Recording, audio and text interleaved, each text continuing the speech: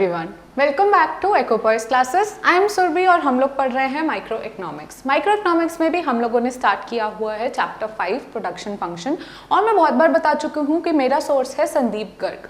Class 12th में अगर आप हैं या क्लास 12th का कोई भी इकोनॉमिक्स से रिलेटेड टॉपिक आप देखना चाहते हैं, या फिर आप अगर क्लास 12th में नहीं भी है पर आप इंट्रोडक्टरी मैक्रो इकोनॉमिक्स या फिर इंडियन इकोनॉमिक डेवलपमेंट का कोई भी टॉपिक देखना चाहते हैं, तो मैंने पूरा कोर्स कवर करके जो लिंक्स है वो डिस्क्रिप्शन बॉक्स में दिए हैं। एक प्लेलिस्ट बना के आप प्लेलिस्ट पे क्लिक करेंगे, ऑर्डर में आपको टॉपिक्स मिलेंगे, आप कोई भी टॉपिक जो पसंद है वो देख सकते हैं। और अगर आपको मेरे एफर्ट्स और वीडियो पसंद आ रही हैं तो प्लीज़ वीडियो पे लाइक करके जाइए, चैनल को सब्सक्राइब करो और जितने लोगों के साथ हो सके आप शेयर करिए आगे। सो कंटिन्यूइंग विद द टॉपिक, आज हम पढ़ने वाले हैं, तो अभी तक हम प्रोडक्शन फंक्शन में पढ़ के आ चुके हैं before starting today's topic. So basically हम लोगों ने एक इंट्रोडक्शन देखा था जहाँ पे मैंने आपको डिफरेंस बताया था शॉर्ट रन लॉन्ग रन में, फिक्स फैक्टर वेरिएबल फैक्टर में। फिर हमने नेक्स्ट वीडियो में देखा था कॉन्सेप्ट ऑफ प्रोडक्ट, जो कि बहुत इंपॉर्टेंट था कि टोटल प्रोडक्ट क्या होता है, मार्जिनल प्रोडक्ट क्या होता है, एवरेज प्रोडक्ट क्या होता है, हमने समझा था ये। उसके बाद हमने देखा था लॉ ऑफ डिमिनिशिंग आपका law of variable proportions. So law of variable proportions में हमने देखा था कि कैसे जो आपका टोटल प्रोडक्ट है वो पहले इंक्रीजिंग रेट पे इंक्रीज होता है, फिर डिमिनिशिंग रेट पे इंक्रीज होता है और फिर डिक्रीज होने लगता है। और उसके पीछे रीजन क्या होता है, क्योंकि आपका मार्जिनल प्रोडक्ट जो है वो स्टार्टिंग में इंक्रीज होता है, उसके बाद वो डिक्रीज होता है और उसके बाद वो नेगेटिव हो जाता है। ये तीन पार्ट्स हमने फेजेस में डिवाइड किए थे, फेज 1, फेज 2, फेज 3। और फिर हमने देखा था कि फेज 1, फेज 2, फेज 3 में होने के रीजंस क्या हैं बेसिकली, कि क्यों फेज 1 में जो होता है वो होता है, या फिर फेज 2 में जो होता है वो क्यों होता है, और फेज 3 में जो होता है उसके रीजंस क्या होते हैं। कवरिंग ऑल दिस, आज जो हम आ रहे हैं एक तरह के कंक्लूजन पे या एक तरह का last leg of the chapter, which is कि एक आपने एक ये तो पढ़ लिया कि लॉ ऑफ जो आपका लॉ ऑफ वेरिएबल प्रोपोर्शन है उसमें आपने टोटल प्रोडक्ट देख लिया, मार्जिनल प्रोडक्ट देख लिया, या कॉन्सेप्ट ऑफ प्रोडक्ट में आपने एवरेज प्रोडक्ट देख लिया। लेकिन इनका रिलेशन क्या है आपस में, क्या रिलेशन हो रहा है हम वो देखेंगे। हम देखेंगे relationship between total product and marginal product, relationship between average product and marginal product, और एंड में हम बात करेंगे एक छोटे से लॉ की, which is law of diminishing returns, which is also a part of law of variable proportions. So जब आप ये पढ़ेंगे आपको लगेगा आप पहले ही पढ़ चुके हैं, मुझे पहले ही आपको इंट्रोड्यूस करा देना चाहिए था, बट नॉनदलेस ये भी उसी का एक पार्ट है, तो आपको कुछ भी नया नहीं लगेगा जब आप इसे समझेंगे। So starting with the relationship between total product and marginal product, सबसे पहले आपको ये पता होना चाहिए कि टोटल प्रोडक्ट क्या है। टोटल प्रोडक्ट बेसिकली एक टोटल आउटपुट है, जो भी एक फर्म प्रोड्यूस कर रही है टोटल आउटपुट, उसको हम एक तरह से रिटर्न कहते हैं कि आपकी रिटर्न कितनी है या फिर आपका टोटल प्रोडक्ट कितना है। मार्जिनल प्रोडक्ट होता है आपका change in total product as brought by a one variable factor. जैसे अगर आपका मार्जिनल प्रोडक्ट है, मैं मार्जिनल प्रोडक्ट n निकालना चाहती हूँ, तो वो होगा आपका total product n minus total product n minus 1। यानी आपका टोटल प्रोडक्ट जो आज है, टोटल प्रोडक्ट आपके 5 लेबर हायर करने के बाद अगर टोटल प्रोडक्ट 70 है और 4 लेबर आपको टोटल प्रोडक्ट 67 का दे रहे थे, सो बेसिकली मार्जिनल प्रोडक्ट कितना है 5th लेबर का। अकेली 5th लेबर ने कितना कंट्रीब्यूट किया है, टोटल 4 लेबर आपको 67 टोटल प्रोडक्ट दे रहे थे, तो टोटल 5 लेबर अगर आपको 70 दे रहे हैं, तो सिर्फ 5th वाला कितना दे रहा है, सिर्फ 5th वाला आपको दे रहा है। आपने निकालना है, बेसिकली आपको जो निकालना है वो है आपका मार्जिनल प्रोडक्ट यानी 5th लेबर का is equal to total product जो 5 लोगों का है माइनस टोटल प्रोडक्ट जो 4 लोगों का है। टोटल प्रोडक्ट 5 लोगों का कितना है 70, 4 लोगों का कितना है 67। सो सिर्फ 5th लेबर हायर करने की वजह से जो आपका मार्जिनल प्रोडक्ट हुआ या जो 5th लेबर की कंट्रीब्यूशन हुई वो कितनी होगी, वो होगी 3 यूनिट्स आपकी।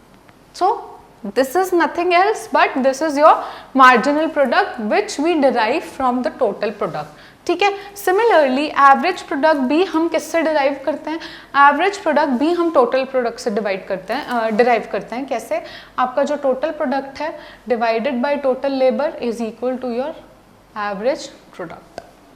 ठीक है। सो दोनों में आपने देखा होगा आपका MP है TPN माइनस TPN माइनस 1, तो या फिर आप लिख सकते हैं कि आपका TP is equal to your summation of MP। तो आपने देखा कि एमपी, एपी ये सब आप किससे डिराइव कर रहे हैं? टोटल प्रोडक्ट से। तो ये फॉर्मूलाज हमने देख लिए, तो अब हम देखते हैं रिलेशनशिप क्या है टीपी और एमपी के बीच। ये रिलेशनशिप अगेन हम लॉ ऑफ वेरिएबल प्रोपोर्शन करते हुए सब कुछ कवर कर चुके हैं, फिर भी सेपरेटली मैं आपको ये बता रही हूँ क्योंकि आपको रिलेशनशिप में किसी भी तरह की कोई भी कंफ्यूजन नहीं होनी चाहिए। सो आपका रिलेशनशिप क्या बन रहा है यहाँ पे? आपका टोटल प्रोडक्ट, आपको एक पॉइंट दिख रहा है पी, तो आपका जो टोटल प्रोडक्ट है, टोटल प्रोडक्ट यहाँ P से पहले आपने देखा इंक्रीज हो रहा है। ब्लैक लाइन जो है वो टोटल प्रोडक्ट की लाइन है, और जो आपकी ब्लैक लाइन है जो आपका टोटल प्रोडक्ट है वो आपका इंक्रीज हो रहा है, और वो भी कर्व कैसा है? ऐसा। कर्व कैसा दिख रहा है आपको? ऐसा। तो यानी इंक्रीजिंग रेट पे इंक्रीज हो रहा है। क्यों? क्योंकि हर एक नई लेबर जो आ रही है वो अपने साथ ज़्यादा से ज़्यादा आउटपुट बना रही है, यानी आपका जो मार्जिनल प्रोडक्ट है वो आप देखो ब्लू लाइन वो भी इंक्रीज हो रही है यहाँ तक, आपका मार्जिनल प्रोडक्ट यहाँ तक इंक्रीज हो रहा है, तो यहाँ पे आपका टोटल प्रोडक्ट भी यहाँ तक इंक्रीज हो रहा है इस फेज में। उसके बाद जब आपका मार्जिनल प्रोडक्ट डिक्लाइन होना शुरू करता है, जब मार्जिनल प्रोडक्ट गिरता है, यानी अब हर नई लेबर आउटपुट में इंक्रीज तो ला रही है पर पहले वाली लेबर से कम आउटपुट में इंक्रीज ला रही है, यानी ये वो फेज है जहाँ पे आपको थोड़ी टेंशन होने लगती है। खुश भी हैं आप कि आउटपुट इंक्रीज हो रहा है, लेकिन आपको ये टेंशन भी है कि अब जो हर एक नई लेबर आ रही है वो उतना आउटपुट का इंक्रीज नहीं ला रही जितना वो पहले ला रही थी। सो ये आ जाता है आपका वो वाला फेज। यहाँ पे क्या होता है, आपका टोटल प्रोडक्ट अभी भी इंक्रीज हो रहा है, आप खुश इसीलिए थे, लेकिन अब वो डिमिनिशिंग रेट पे इंक्रीज हो रहा है, यानी अब जो उसका इंक्रीज हो रहा है वो उतना नहीं हो रहा। अब आप देख रहे हैं अब इंक्रीज हो गया ऐसा, पहले कैसा था? इंक्रीजिंग रेट पे ऐसा इंक्रीज, अब क्या हो गया? डिक्रीजिंग डिमिनिशिंग रेट पे ऐसा इंक्रीज। ठीक है, उसके बाद थर्ड फेज आता है जब आपका मार्जिनल प्रोडक्ट नेगेटिव हो जाता है कि अब जो हर एक नई लेबर आ रही है वो खुद तो कोई काम कर नहीं रही और पहले वाली लेबर को भी नहीं करने दे रही, उनको उतना आउटपुट भी नहीं बनाने दे रही जितना वो पहले बना रहे थे। तो अब आपका मार्जिनल प्रोडक्ट नेगेटिव हो जाता है, इसकी वजह से आपका टोटल प्रोडक्ट क्या होता है? गिरने लगता है। ठीक है, यही रिलेशनशिप है आपका एमपी और टीपी के बीच कि when TP increases at increasing rate, 3 parts में डिवाइडेड है, so just focus when TP increases at increasing rate, यानी जो आपका टोटल प्रोडक्ट है बेसिकली, जब आपका टोटल प्रोडक्ट इंक्रीजिंग रेट पे इंक्रीज हो रहा है उस टाइम पे आपका जो मार्जिनल प्रोडक्ट है वो बढ़ रहा है। ओके, देन सेकेंड फेज आ जाता है जब आपका टोटल प्रोडक्ट डिक्रीजिंग या डिमिनिशिंग रेट पे इंक्रीज हो रहा है, उस टाइम पे आपका मार्जिनल प्रोडक्ट डिक्रीज हो रहा है। और थर्ड फेज आ जाता है जब आपका टोटल प्रोडक्ट गिरने लगा यानी डिक्रीज होने लगा, उस टाइम आपका मार्जिनल प्रोडक्ट नेगेटिव हो गया।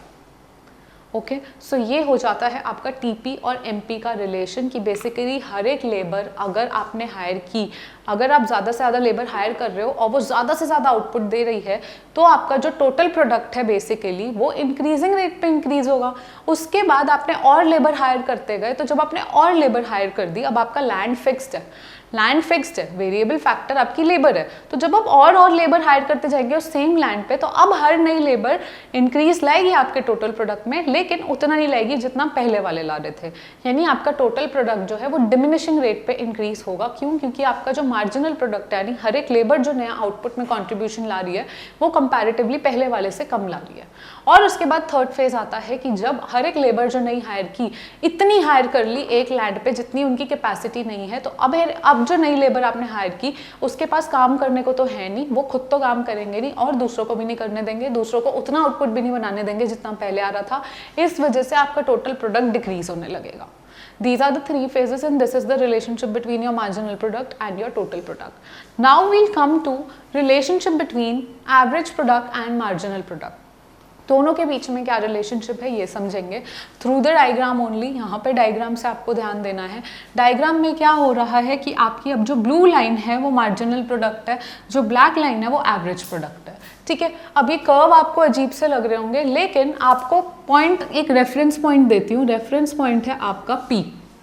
पी रेफरेंस पॉइंट से पहले आपका मार्जिनल प्रोडक्ट एवरेज प्रोडक्ट के ऊपर है और P के बाद आपका जो ब्लू लाइन है यानी जो मार्जिनल प्रोडक्ट है वो आपके एवरेज प्रोडक्ट से नीचे। ठीक है, और P पॉइंट पे आपका जो एवरेज प्रोडक्ट है वो मैक्सिमम है। तो क्या रेफरेंस देना चाह रही हूँ मैं बेसिकली, यहाँ पे भी मैं 3 ही पॉइंट पे बात करूँगी, 3 ही फेज में बात करूँगी। So let's just talk about the first part. जब आपका बेसिकली अगर मैं यहाँ पे P रखूँ तो P से पहले क्या चल रहा है आपका, P पॉइंट से लेफ्ट साइड पे क्या हो रहा है, आपका MP जो है वो ज़्यादा है। तो अब जब आपका मार्जिनल प्रोडक्ट एवरेज प्रोडक्ट से ज़्यादा होगा, you need to listen to this very carefully, confusion हो सकती है इसमें, इसलिए ध्यान से सुनना।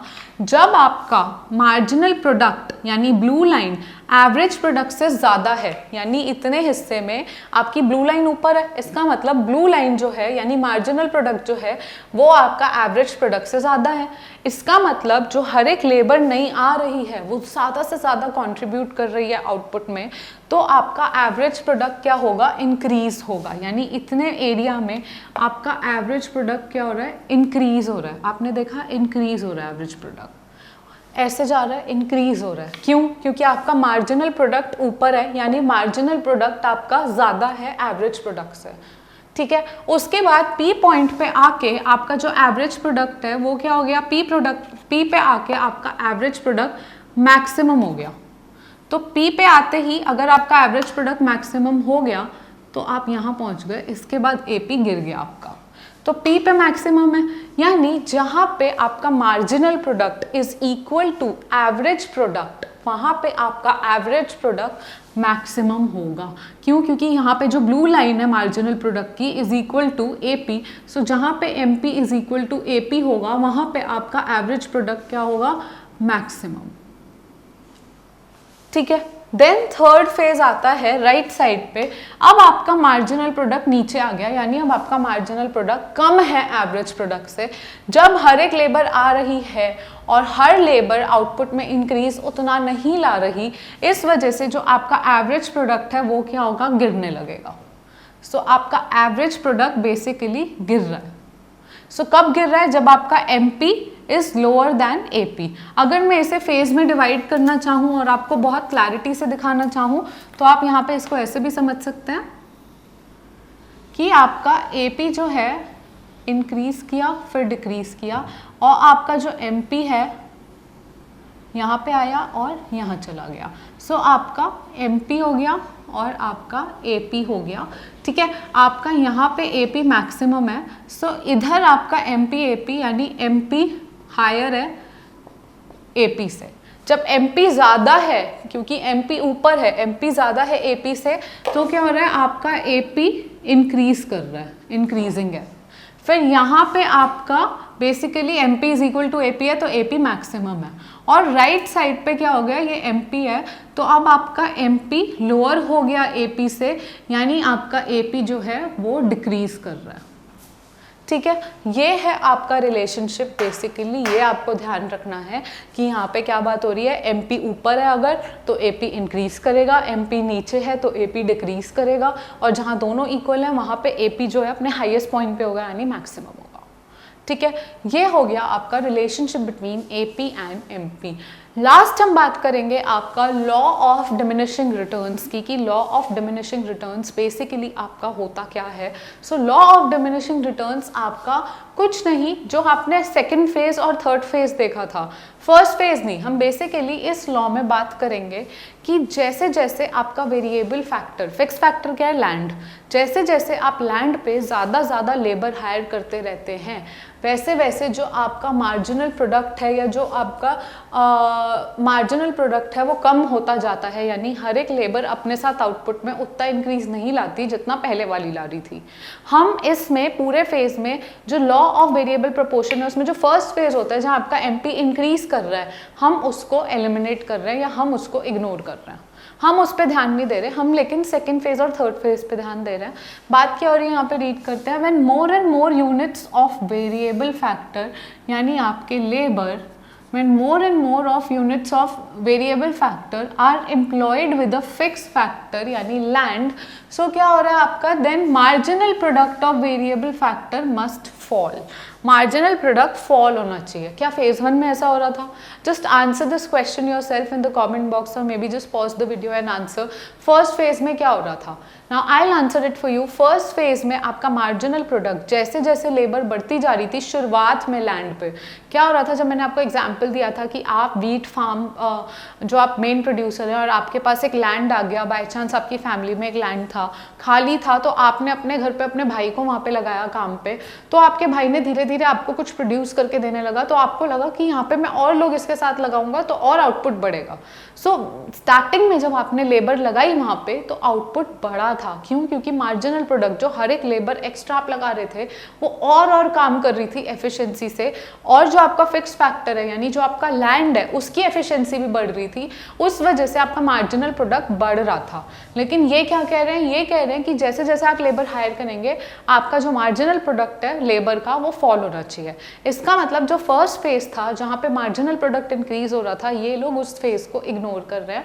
लॉ ऑफ डिमिनिशिंग रिटर्न्स में हम उस फेज की बात नहीं करते, इसीलिए कहते हैं कि लॉ ऑफ वेरिएबल प्रोपोर्शन एक तरह से is an extension of law of diminishing returns because that also incorporates the phase where marginal product increases. ये बात नहीं करते उसकी, ये सिर्फ बात कर रहा है उस फेज की जहाँ पे आपका मार्जिनल प्रोडक्ट सिर्फ डिक्रीज हो रहा है, जबकि आपका मार्जिनल प्रोडक्ट पहले इंक्रीज होता है फिर डिक्रीज होता है और फिर नेगेटिव जाता है।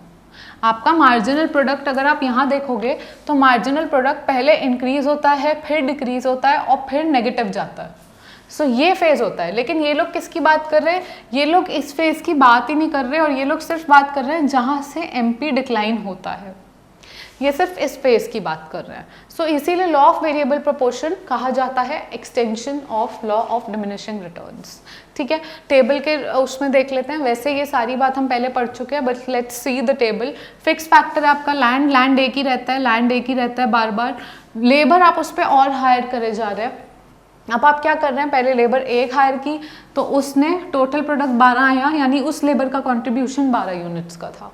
उसके बाद 2 लेबर हायर की, 2 लेबर का टोटल कंट्रीब्यूशन 22 रहा, यानी सिर्फ दूसरी लेबर का कंट्रीब्यूशन कितना हुआ? 10 यूनिट हुआ, क्योंकि 12 तो पहले, अगर 22 टोटल है 22 में से 12 तो पहले वाली का था, तो पहले वाले का अगर 12 था तो 22 में से 12 माइनस कर दोगे तो कितना आएगा? 10। सेकेंड वाले का कॉन्ट्रीब्यूशन कितना है? 10। एक और लेबर हायर करा आपने, एक और लेबर हायर करते ही टोटल कॉन्ट्रीब्यूशन हो गया 30, यानी 30 में से 22 तो पहले दोनों का था, तो सिर्फ थर्ड वाले का कितना हुआ? थर्ड वाले का हुआ 8।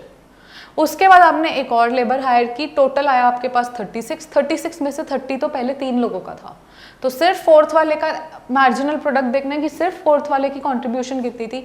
फोर्थ वाले की कंट्रीब्यूशन 36 माइनस 30 यानी सिर्फ 6 यूनिट्स है।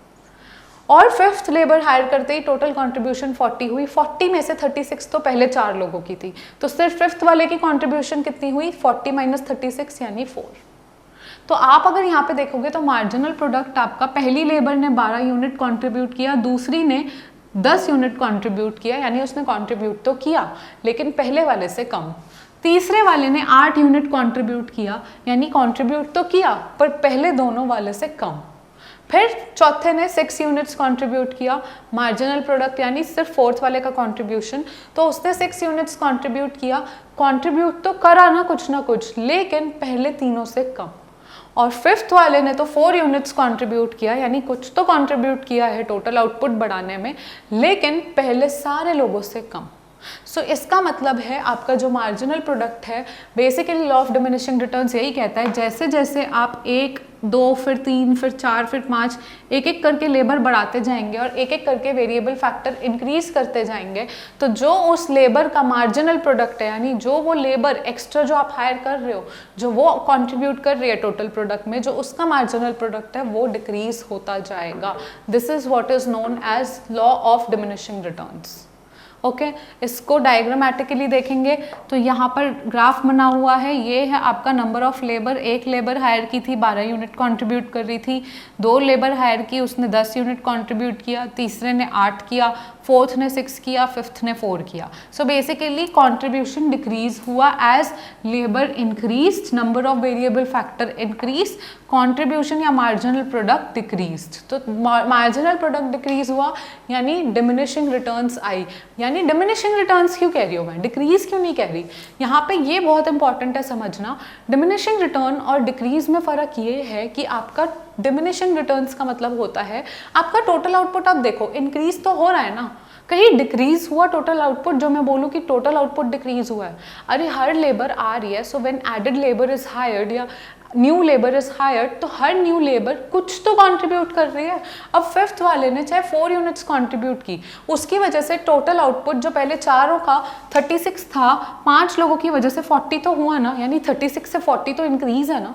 हालांकि पहले से कम इंक्रीज है, पर इंक्रीज है, क्योंकि पहले से कम इंक्रीज है इसलिए डिमिनिशिंग कहते हैं कि जो इंक्रीज है ना, जो पहले इंक्रीज हो रहा था 12 यूनिट का, वो फिर हुआ 10 यूनिट का इंक्रीज, फिर हुआ 8 यूनिट का, यानी जो इंक्रीज है टोटल आउटपुट में वो डिमिनिश होता जा रहा है, डिक्रीज नहीं हो रहा। टोटल आउटपुट डिक्रीज नहीं हुआ, टोटल आउटपुट 36 से 32 नहीं हो गया, टोटल आउटपुट 36 से 40 हुआ, यानी टोटल आउटपुट तो इंक्रीज हुआ, लेकिन जो इंक्रीज हुआ है जितने मैग्नीट्यूड से, वो मैग्नीट्यूड डिमिनिश होता जा रहा है with additional labour being hired. ठीक है, सो ये फर्क है आपका लॉ ऑफ डिमिनिशिंग रिटर्न्स में, या डिक्रीजिंग क्यों नहीं यूज कर रहे और डिमिनिशिंग क्यों कर रहे हैं, बिकॉज टोटल आउटपुट इंक्रीज तो हो रहा है लेकिन कम रेट पे इंक्रीज हो रहा है, यानी जो रेट ऑफ इंक्रीज है वो डिमिनिश होता जा रहा है, धीरे धीरे धीरे धीरे कम होता जा रहा है, इसलिए कहते हैं लॉ ऑफ डिमिनिशिंग रिटर्न्स। ये इसका ग्राफ था and with this we have covered this chapter entirely. So आपका प्रोडक्शन फंक्शन यानी जो आपका चैप्टर 5th है ये आज कंप्लीट हो गया है।